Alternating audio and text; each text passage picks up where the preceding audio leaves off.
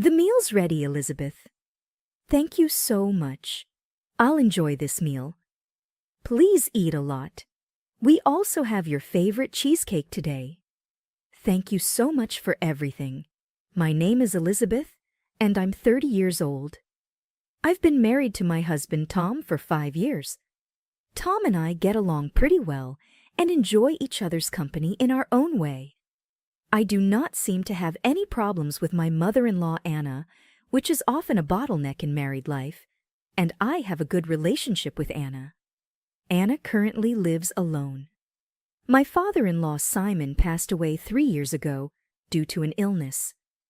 My husband wanted to move in with Anna when Simon passed away, but I refused. I liked Anna, but living with her was a different story. I think it would definitely cause stress on both of us, and our relationship would deteriorate. So I talked to Tom and suggested that we buy a house near Anna. Tom agreed to the plan, and now it is routine for us to visit Anna every weekend. Anna seems happy to have us visit and always greets us with a smile. We have a smooth married life, but there is one thing that bothers me: Tom's income. Tom and I are both full-time employees, but my salary is almost twice as much as his salary. I work for an IT company, so my original salary was high, and I recently got a promotion which raised my salary even more. I think I am paid quite well compared to my colleagues. On the other hand, Tom works for a small company, and the company's overall performance is not so good. Therefore, his salary is quite low. Tom doesn't spend money a lot and is rather frugal, so I can't say that there is any problem. But I still feel a little uneasy when I think about having a child in the future. But Tom works very hard every day, so it's difficult for me to talk to him about such things. So I would like to get a promotion and support the family finances as much as I can. One day I finished work earlier than usual and arrived home in the evening. As I unlocked the door and entered the house, I heard Tom talking on the phone with someone. I usually try not to interfere, but I felt somewhat suspicious, so I tried not to be obvious and eavesdropped on his conversation quietly. Then I heard Tom having this conversation. "Don't worry, Elizabeth doesn't know. I checked my savings, and there's a lot of money saved up now. It's going well with the person you introduced me to, Mom. Yeah. Now I just have to decide when I'm going to ask her for a divorce." I couldn't believe my ears. Savings? Divorce? What the hell is Tom saying? And who is the person that was introduced to him? The person at the end of the phone is probably Anna. What have they planned? Suddenly, my mind went blank. I quietly left the house and went to a nearby cafe to calm myself down. Tom was talking about divorcing me. Did that mean that the person he was introduced to was another woman?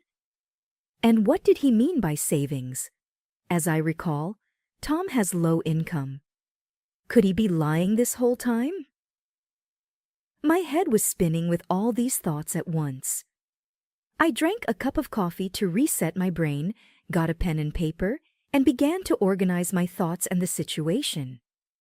Then I came up with a hypothesis that perhaps Tom and Anna are planning together to divorce me, and they have been saving money somewhere as hidden assets to be with Tom's new mistress. But this was all just a guess, so I decided to first ask the detective agency to investigate and confirm whether Tom is really cheating on me or not. When I came home from the cafe, Tom looked at me innocently and said, "Welcome home," with a smile on his face. I've always thought Tom, although a little unreliable, was a man of integrity.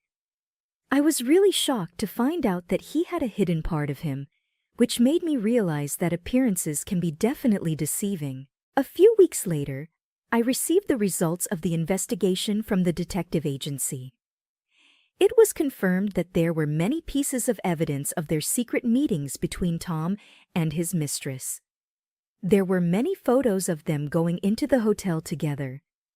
This was enough to prove that Tom was definitely cheating on me.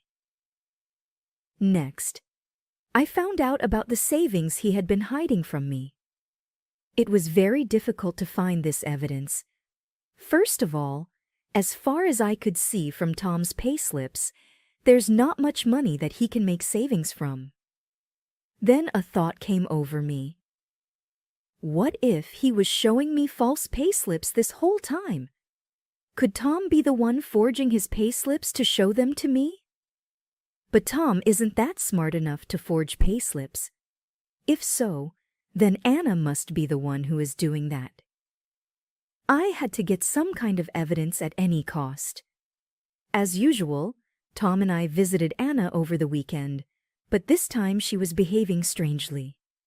She was obviously not the same as she had been in the past. "Elizabeth, will you cook for us today? You know I always cook for you. I wish that you tried to cook on your own more." "Oh, okay. You're the wife, and a wife must be the one who should be doing most of the work." I was surprised at the sudden change in Anna's attitude, but it was true that, up until now, she had done everything herself without trying to get me to help her. So it was completely fine for me to cook. I cooked several dishes with ingredients that were available at Anna's house.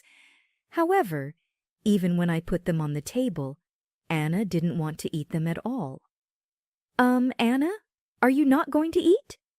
Then Anna started to throw away the dishes into the trash. "What are you doing? I can't eat this horrible food." With that, Anna got out cup noodles and started preparing them herself. "Eating this is so much better." I glanced at Tom, but he was ignoring what was happening. "I see, so that's what it's all about." Tom and Anna were working together to harass me and get me to tell them that I wanted a divorce. After that, Anna continued to bully me. She made me do most of the housework, such as cleaning the bathtub, cleaning the toilet, cleaning the storage room, and doing the laundry while she laid on the couch watching TV. If I tried to rest even a little, she would yell at me. But knowing that this was all their plan to get me divorced, it didn't damage me at all. In fact, I would almost laugh at Anna's behavior towards me. Anna's bullying escalated further because her bullying didn't seem to work on me. As I was cleaning the living room, she says, "Oh," and suddenly drops the dishes, breaking them into pieces. "Oh, I'm sorry, Elizabeth. Can you clean up here too?" she says as she smirks at me. Maybe Anna thought that she finally did it, that she was able to make me hate her, but honestly, I was impressed that she was willing to sacrifice her own dishes just to bully me. "Anna, are you injured? I'll bring the brush right away to pick these up." Anna instantly got grumpy when she heard me say those words. She was probably angry that her bullying didn't work on me once again. Eventually, Anna's bullying became quite messy. "You're so annoying. You're always moving too efficiently. You should try to be more useless. Why are you so obedient?" I'm struggling to hold back my laughter at this point. I was enjoying the situation, but Anna finally crossed a line that shouldn't be crossed. On this particular day, I was washing the dishes after finishing dinner at Anna's house. Then Anna came up to me and said, "You use too much water," and slapped me on the cheek. I immediately slapped her back as hard as I could with my soapy hand. With that, Anna fell down on the spot. Tom rushes toward her saying, "What are you doing?" I ignored him and left Anna's house. I returned home, and Tom came after me. "Hey, what the hell were you thinking laying your hands on my mom?" "It was Anna who laid her hands on me first." "That's because you did something wrong, right?" "How can you say that? Anna just lost her temper on her own." "I can't do this anymore." "Huh?" "I'm saying that I can't stay married to someone who is violent towards my mom." "Oh, I see. So you're saying that you want a divorce?" That's right. I want a divorce. Fine, let's get a divorce. I said that and took out the divorce papers from the drawer. What? You already have the divorce papers ready? I knew that this was going to happen. But more importantly, if we're going to discuss the divorce, can you have Anna come over here too? What? Why? Mom has nothing to do with this. The reason for the divorce is because I hit Anna, right? Besides, if we're getting a divorce, we should inform her properly. Tom reluctantly agreed and invited Anna over to her house. A little while later, Anna came over. Anna glared at me as she held her red cheeks. Ignoring her glare, I continued to talk. So, you really want a divorce? Yeah, I don't mind having the divorce. I filled out my part and handed it over to Tom. When Tom finished filling in his part, he grinned as he and Anna looked at each other. Well, I guess we're done then. Wait a minute, we're not done yet. We still have to talk about alimony and property division. Tom and Anna looked at me blankly. Holy moly, what are you talking about? Alimony for what? For this. Saying that, I put the photos of Tom's affair, which I got out with the divorce papers, on the table. This is... Tom and Anna turned pale at once. You are having an affair, weren't you? No, this is different. There's no way that you can cover it up after being photographed entering a hotel room with your mistress. I'm sure that I can get alimony for this, right? No way. And I know that you've been secretly saving money. Tom and Anna's eyes widened in surprise. You really thought you could get away by forging your pay slips? Oh, what are you talking about? But I know you, Tom. You can't do such a thing. So, Anna, you cooperated, right? What? There's no way that I would do such a thing.